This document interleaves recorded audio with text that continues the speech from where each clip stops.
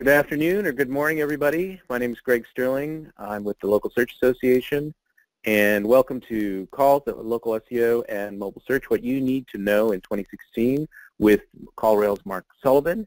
And how's it going today, Mark? How are you doing? It's going well. It's going well. Thank you. Excellent. Yeah, so thanks for being here.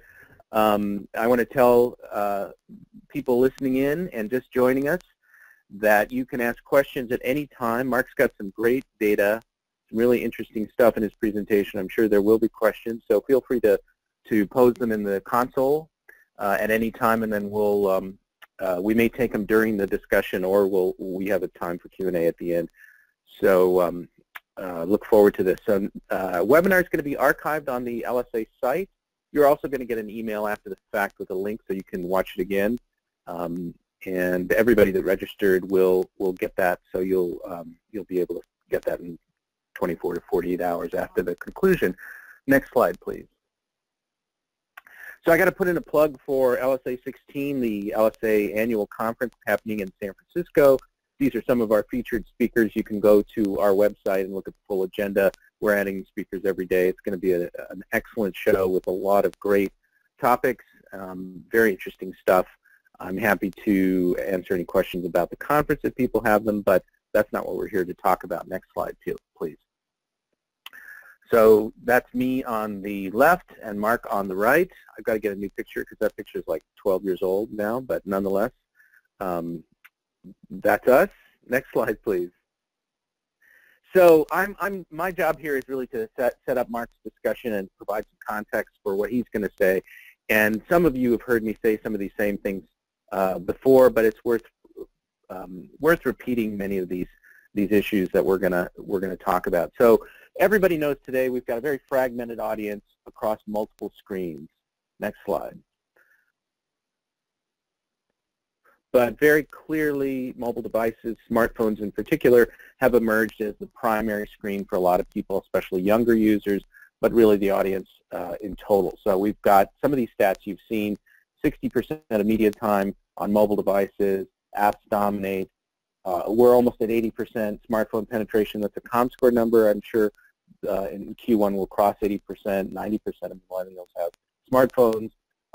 Google said last year, and most of you on this call, if not everyone, saw this, that more mobile searches than searches on the PC. And by my calculation using ComScore and Google data, that is about 7 billion plus monthly local queries in mobile on smartphones, which is a really, really giant number. Next slide. So again, many of you may know this. This is LSA data, but I think there's other data to support this. We've seen a transition in terms of where local searches are happening from the PC to mobile. They happen across the board, but mobile has overtaken the PC in terms of local intent searches. Next slide. Anybody who's looked at any of the holiday shopping reports, any of the recent the recent mobile data that have come out, has seen the disparity between mobile traffic, and you probably look at this in your own logs if you're looking at that information. You see the disparity between mobile traffic and conversion. So the numbers, there's a gap, a pretty significant gap, even though mobile conversion rates are growing. So when people do research or do searches on mobile devices, typically they convert later on or elsewhere in the real world on another device with a larger screen. Next slide, please. So this has been my shtick for the last 15 years. Basically, the story of digital influence offline commerce is a much, much bigger story than e-commerce. E-commerce is $3+ billion, approaching $4 billion over the holiday period, but it's still really a tiny fraction. I think total numbers are something like, and I haven't looked at the most recent ComScore data, approaching or slightly over 300 billion annually. But what we're talking about is trillions of dollars in the real world commerce, services, retail, all kinds of travel, and so on and so forth, that is impacted by the internet, where people do research online first, PC or mobile, and then go and actually spend money in the real world. We're getting a blurring of e-commerce and offline commerce in certain categories, but by my calculation using government data, we're talking about $11–12 trillion or more that has some internet influence over the spending. And if you go in and you just look at the categories, it's amazing how big these numbers get out of a total GDP of about 17.4 trillion. Next slide, please. So calls represent one bridge or one way to measure that offline impact. There are other methodologies emerging using smartphones, but calls are one of the primary ones that has historically been the dominant way that people have measured the offline impact of digital marketing. Next slide. This is some data from IDC and YP that recently came out showing that on average people are taking a very short period of time between the initiation of a local search and the conclusion of that process in the transaction. There are other data that have slightly different percentages but are directionally consistent with that. In certain categories people are searching and then acting very quickly. And so you see that these are, the point here is really that local searches are very, very qualified leads, highly qualified leads ready to take action. Next slide, please.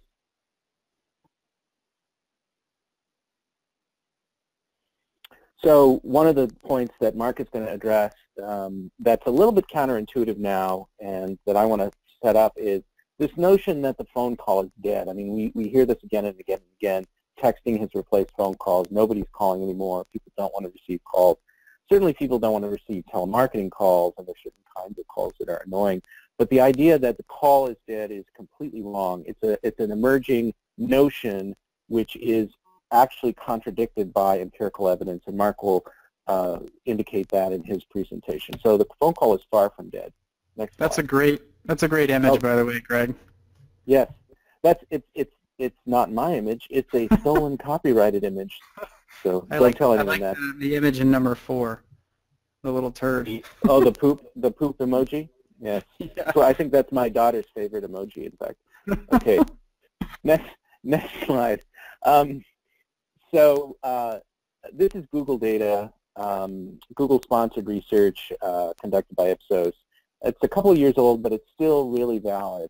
The idea is, and this goes back to the earlier slide that shows that local searchers are very qualified.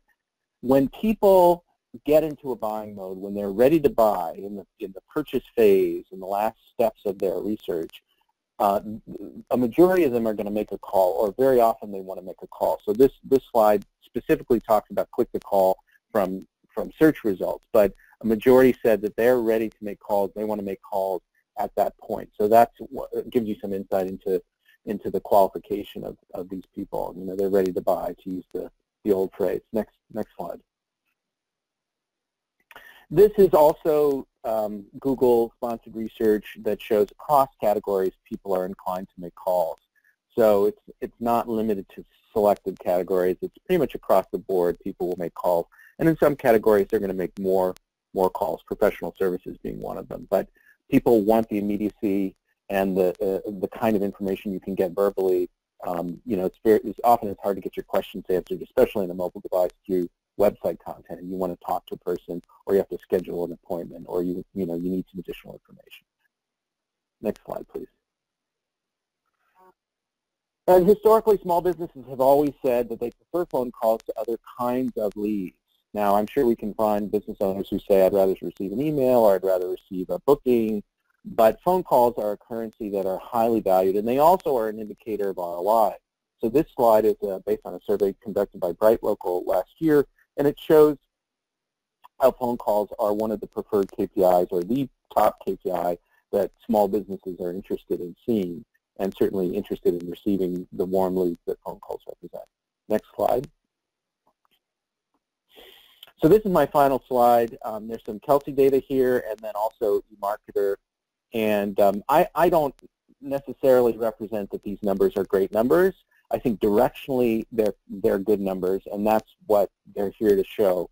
The idea that 72, almost three quarters of mobile ad, or just ad spending rather, digital ad spending as a whole, is going to be mobile in 3 years I'm not necessarily in agreement with that specific number, but I think directionally we're seeing a lot more money moving into mobile following the audience. So I think that that's directionally consistent. And the point about the call volume projections is that as more and more action happens on mobile, the volume of calls is going to go up because these devices make it easy to contact businesses over the phone. So there's a natural relationship between mobile advertising, consumer behavior, and call volumes. So I think that's my final slide. Yes, and now I'm going to transition over to Mark, who's going to get into some of the specific data, which is very, very interesting. So take it away, Mark.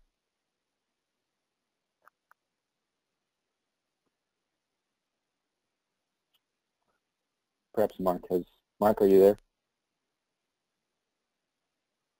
Okay, now playing the role of Mark. Mark Sullivan couldn't be here to accept the award. Sorry, okay, I was actually I made a mistake there. I was on mute. So take it away. Yeah, okay. Go ahead. So I was just mentioning when no one could hear me, of course, that last slide that you had, the 72% of digital ad spend by 2019 is forecasted to be on mobile. I think that perhaps part of that is part of what's baked in there is just the transition of traditional marketers from desktop to mobile is going to sort of ignore desktop for a little while. I imagine that's part of the projection. But even what we're seeing, it's about 50-50 for mobile and desktop. And I imagine that's sort of trending. In terms of ad spend right now? In towards we actually don't have much insight into ad spend specifically, but calls that are coming from mobile devices from paid sources versus non-paid. I mean versus non-mobile. So I imagine that number is going to continue to shift upward, especially as properties on the web are more optimized for web. But I find these numbers.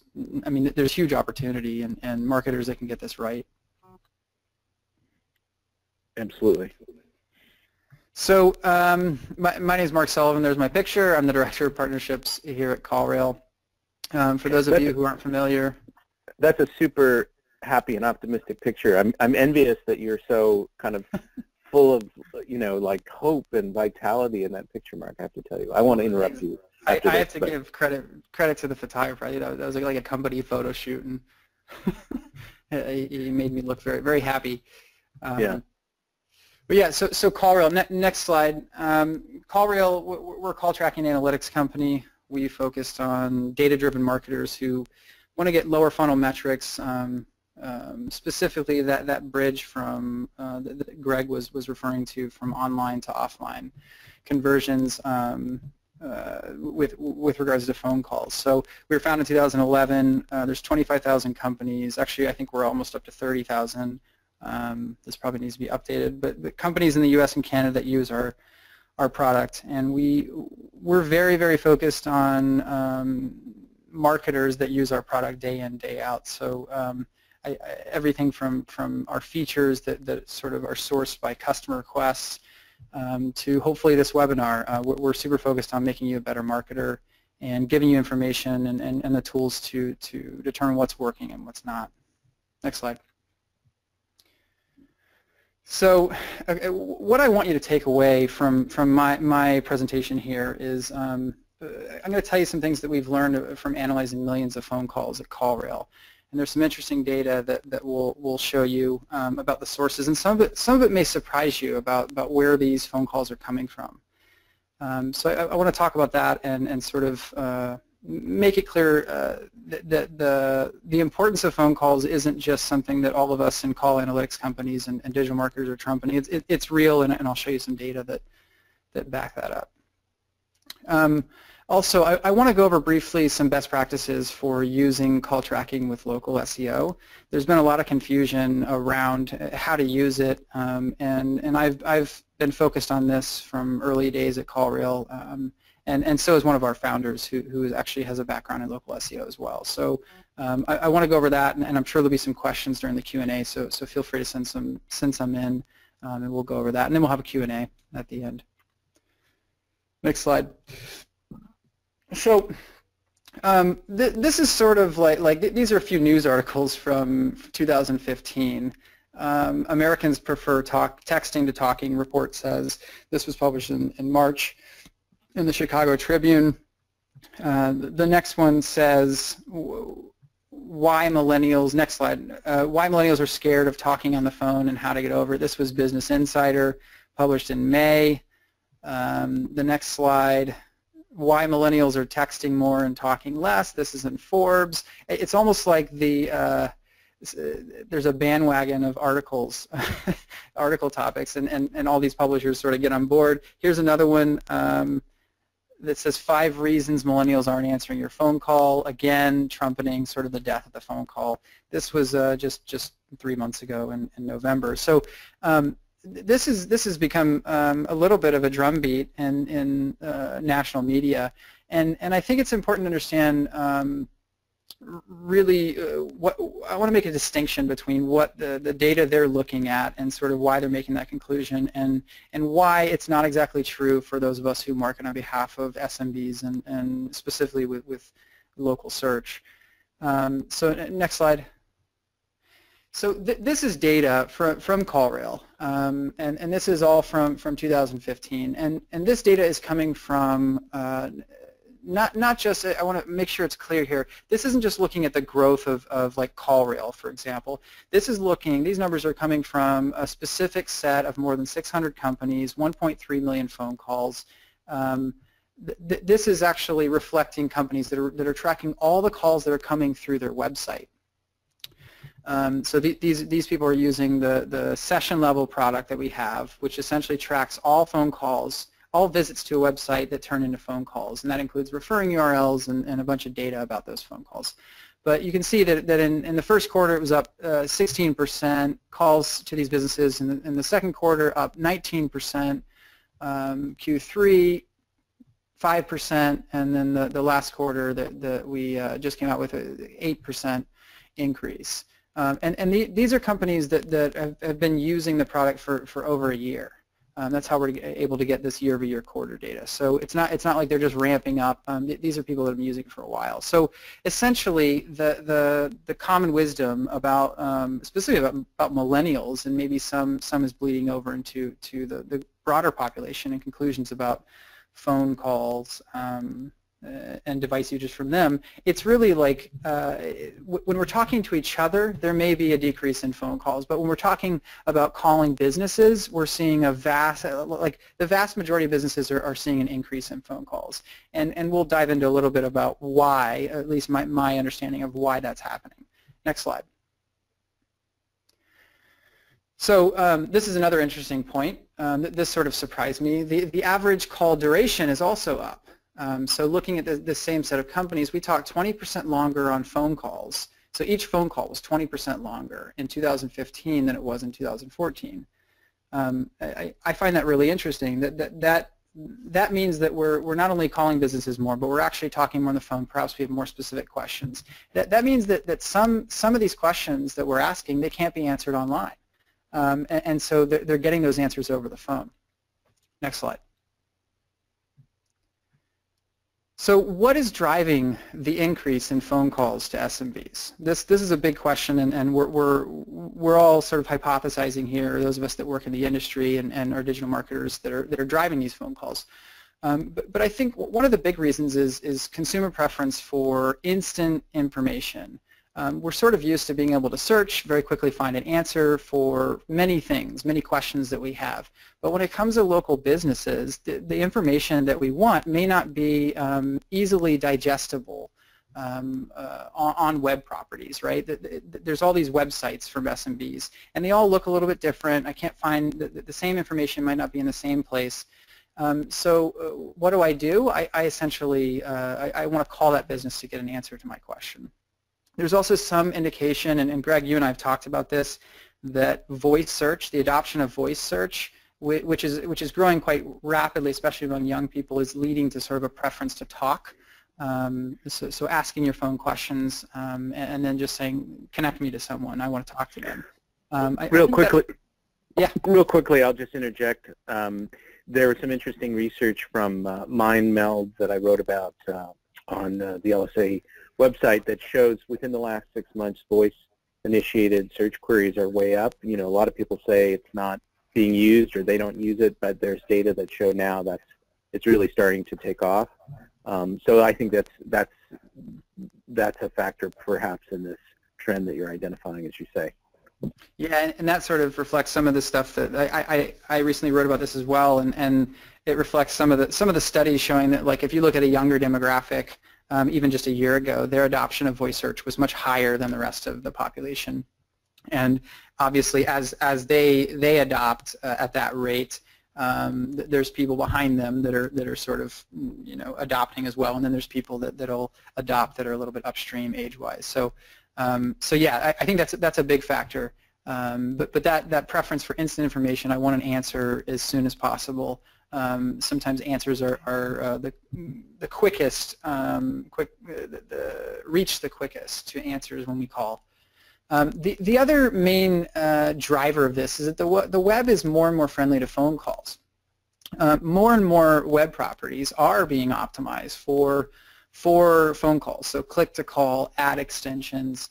We're seeing an entire infrastructure that sort of is the desktop web, and it's going through this shift, and more web properties, everything from directory sites to ads to even you know, SMBs that have a savvy digital marketing mind or digital marketer working on their properties. There's WordPress templates that are more and more optimized for phone calls. So I think that's also driving it as well, is the ease with which people can make the phone calls as the transition happens. And then the next slide, this is part of the data that I want to dive into.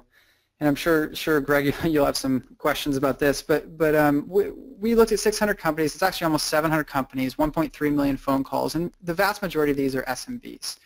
And we looked at what are the referring sources, the properties around the web, or the types of properties around the web that are referring visits to their website where they're tracking the calls that turned into phone calls. So these numbers reflect the percentage of each property that drove a phone call to an SMB website, or a visit to an SMB website that turned into a phone call. And Google obviously has the lion's share here. I was a little surprised that Yahoo's numbers are where they're at, and then all others is essentially, if you look in the top left there, all others are referrals. So essentially, some of these could be directories like Yelp, Yellow Pages. Some of them are niche or vertical specific directories. And they only account for 15% of the phone calls that these 600 plus companies received. And this is looking at year over year. Actually, the next one looks at year over year, sorry. But it is looking at a full year and a half of data, essentially, for the sources of these. Hey, Mark, do you have any sense of whether or not this is, I mean, you said earlier that about half the calls are coming from desktop and half from mobile. Is this sort of a mix of both? Is this primarily PC? Is this primarily mobile? Just give us some insight into what view this is. Sure. So I didn't actually pull that data for this particular webinar. There's so much data that's collected on these phone calls. Referring URL or referring parameters is one of them, and then device type is specifically what you're referring to. And from what I've seen, it's about 50-50. So about 50% of these are coming from mobile, and about 50 are coming from desktop. And the data that we have is possibly fodder for another webinar we can do. We can dive into sort of what the exact percentage is, and we can get a little more granular. Because the session level product that CallRail offers, it collects so much information in addition to referring URL and device type. We can get OS data, like the operating system that people are using, so we can sort of really get granular on, you know, are more our iPhone users more likely to call than Android, for example. But about 50-50 is what I'm seeing. This is a mix of both PC and mobile calls. It's a kind of aggregated view of both. That's correct. Yep. Okay, great. Thanks. And then one more thing I want to note about this slide before we go on. The 15% direct that you see there, many of those, I'd say that the majority of those are actually coming from organic search. Many times we've done some testing with our team here, looking at referring parameters and how they're passed or not passed, and a lot of times the referring parameters, when you click on an organic search result and you go to a website, the actual the cookie essentially is lost, or the referring parameter is lost, and you don't actually have anything. So that would show up as direct. So I would say the majority of direct is actually coming from Google Organic as well. So all the more reason to sort of get your ducks in a row, so to speak, when it comes to understanding more about the phone calls that are coming from your organic efforts. And for local businesses, obviously local SEO is really important. And we'll dive into some best practices on how to do that. Quick follow-up question. I'm seeing somebody submitted that's relevant to this, so I want to ask it right now rather than waiting. The person is questioning, it says, could this be a function of what businesses are using CallRail for? It's not entirely clear what that means. Yeah. But I guess I'm wondering if the question is how representative is this distribution of the whole market. I think that's what it's getting at. I think that's a fantastic question, and I sort of, when I dive into this data, I try to poke holes in it. And the person who asked the question absolutely could be right, but when I look at the distribution of who's using our session level product, when I look at these companies, they are everything from home services to professional services to healthcare to retail, auto repair, auto sales. I mean, they sort of run the gamut, and from what I can see, they sort of track what we see in the larger SMB economy. So what's not going to be represented here is companies like restaurants. They're like restaurants and food, grocery stores. Those types of companies don't really rely on phone calls to begin with, so they don't typically track them. So I think the questioner makes a good point, and I'll say that I believe this is representative of the majority of professional services, healthcare services, retail, and automotive services, where phone calls are really important to their business. Does that make sense, Greg? Absolutely. So go ahead and continue. Okay. And also the 1.3 million calls makes it fairly a representative sample of phone calls as well. It's actually a super large data set. So this is next slide. This next slide dives into some really interesting. This is like I like to geek out on some of this stuff, but this sort of shows year over year referring sources that are up or down. So it's looking at half the year in 2014 compared to the same half a year in 2015, and it's looking at referring sources for phone calls for this representative sample of almost 700 companies. So the 2015 winners column, I find alternative search like DuckDuckGo, and even I even saw Dogpile, which I really haven't seen in a long time. As I was analyzing this data, Dogpile was in there, and there was another one that was sort of old school. Ask is still around, ask.com. There's some people that are, as Google gets bigger, that they have a preference for DuckDuckGo, or other search engines that maybe treat their search data a little bit differently. Obviously, small sample set, but it is growing there with DuckDuckGo. Social seems to be on the rise. The sort of the larger end of social, you'll see on the right-hand side there's Twitter and Pinterest that are down, but Facebook and LinkedIn seem to be driving some results for the businesses that are included in this. Amazon is an interesting one. I have some theories about this.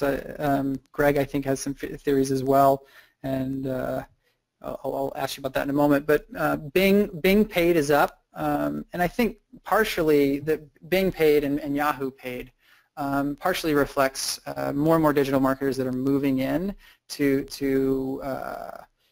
take advantage of what digital marketing can provide, more and more SMBs. and I think that there's obviously less competition in being in Yahoo, and I think that marketers are sort of realizing that, and they're taking some time to learn those platforms. The losers column is interesting. We're seeing sort of, and I saw this AOL search. There's also some indication Comcast search was dropping. So these search engines that are sort of they're sort of layered search engines that are built into browsers or certain programs. They're seeing a drop. Certain directories are really suffering. Dex was another one that I didn't include in here, but it's also dropping. So these sort of broad directories that are more horizontally focused in terms of industry, they seem to be suffering quite a bit. YP is down 25%. We did see a little bit of an increase with vertical specific directories like Avo, but they weren't high enough numbers and statistically relevant to show on here. But there's some indication that vertical specific directories are driving more phone calls than sort of these broad ones.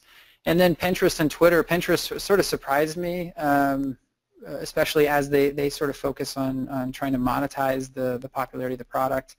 But they're actually not driving, for this set of companies, they're not driving as many calls as they did last year. And Twitter as well. Greg, you had a question or a theory about Amazon. What's your thoughts on why Amazon's up? Well, your theory was more sophisticated than mine. I was just assuming that this was reflective of their new push into, or relatively new push into home services.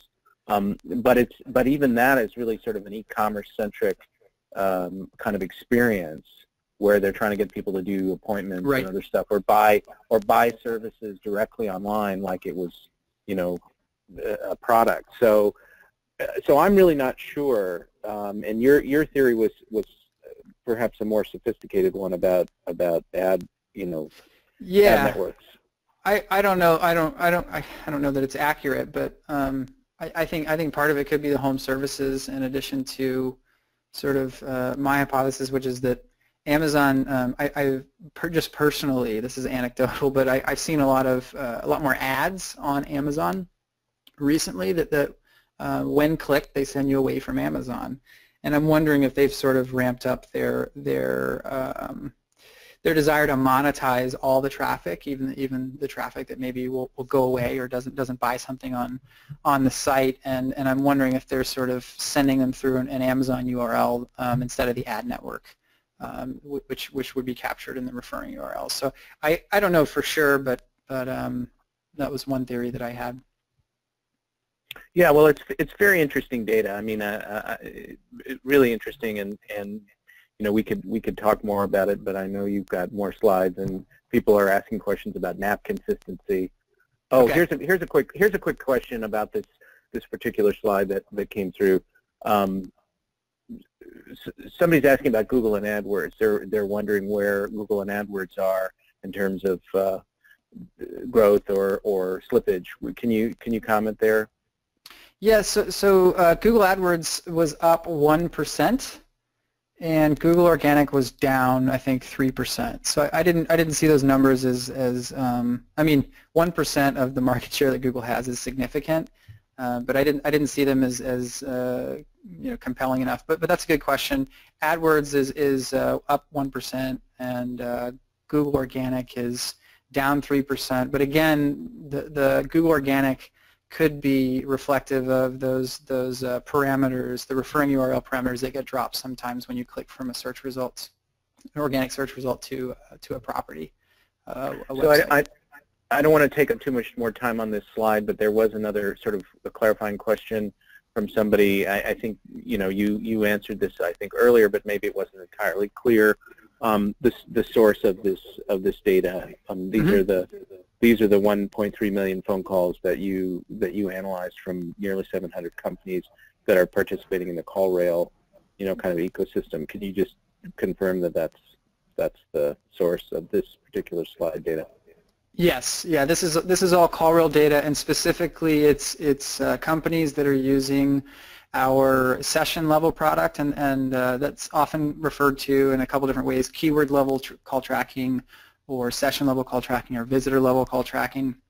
It involves the dynamic number insertion, which essentially is a method to serve up a unique phone number for every single website visitor. So every single one of these companies is using that product that sort of captures every single visit to their website, serves up a unique phone number, and so all the session level data about any web visit is captured with a subsequent phone call that comes from it. And so that's where this comes from, and it comes from a wide swath of industries, the vast majority of which are SMBs, and yeah. So hopefully that clarifies sort of where the data comes from. So I know people are interested in the NAP consistency stuff, so let's get into it. Sure. Okay, so next slide. So as you can see from that pie chart earlier, organic is huge. It's still really, really important, and understanding exactly what plays into the visibility or ranking for organic results is important for businesses to focus on. And I think there's been some confusion about call tracking and local SEO, and I just wanted to clear up some of this confusion. And I've written about this extensively since I joined. Before CallRail, I was at Youll, a large company that used organic call tracking lines to track visitors, or actually to track phone calls from organic sources. So I just want to talk a little bit about that. So the first thing, NAP consistency and bad ideas. I'm just going to go over briefly what I mean by that. There's been some terrible ideas by companies, large and small, digital marketers, sophisticated and not, to use call tracking in a way that will totally screw up your NAP consistency. And I want to clarify what is a bad idea and what you need to focus on, in my experience. And then the second one here, dynamic number insertion, that's what D&I stands for. And I want to talk about the risk and the reward. This is something I have written about extensively, and I've dove into the data on this, and specifically CallRail data and customer support data as well. So I'm going to talk about the relative risk of using dynamic number insertion, which is essentially, for those of you who don't know, it's a JavaScript that's on a website that swaps out a phone number according to certain parameters.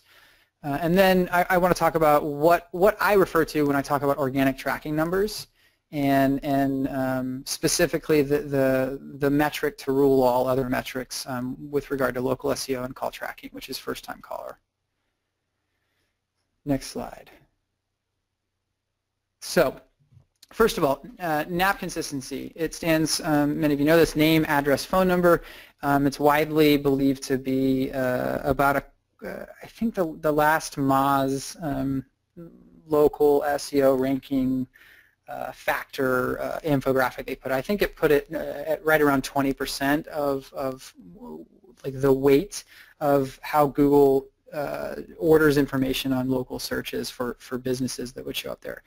And essentially what this is Google's looking for indications that what Google Maps has, or I don't know what they call it now, Google Places for Business, Google Local, they change it all the time, but essentially the business listing that's on Google Maps, what that has for name, address, phone number, Google wants to see that around the web it's also reflected on other directories and other websites, and they want to make sure that they have the right information before they serve it up in a local search result.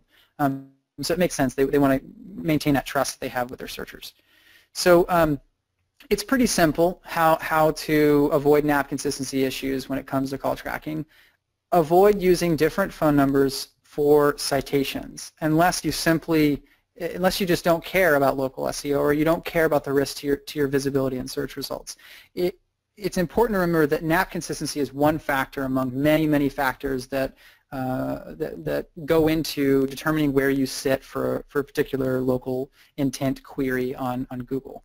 And it's a signal to noise ratio, right? So there could be some old phone numbers that are out there, but if the overwhelming signal is that your name, address, phone number is consistent, even though there may be some areas where on the web that have indexed wrong information, old information. It's a signal to noise thing, and if the overwhelming signal is that your information is consistent, then that's gonna play into your ranking there.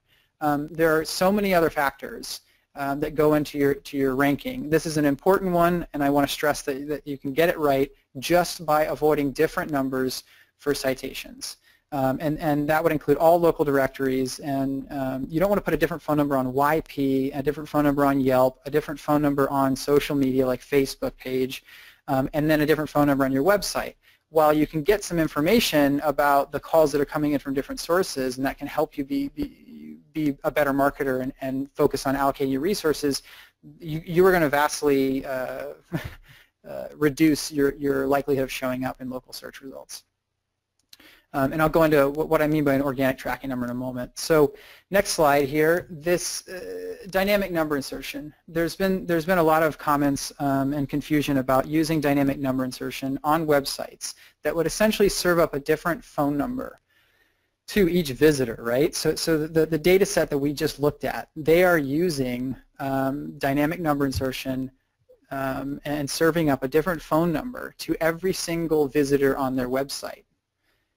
I have written about the risk in the past, and when I first came on board to CallRail, I was a local SEO, hardcore, and I was sort of a little bit, what would I say, orthodox, and I didn't want to stray too much because I had had a lot of success with my local SEO efforts, and I thought that my way was the only way. Well, I sort of advocated, if you're not comfortable with dynamic number insertion, to use an organic tracking number.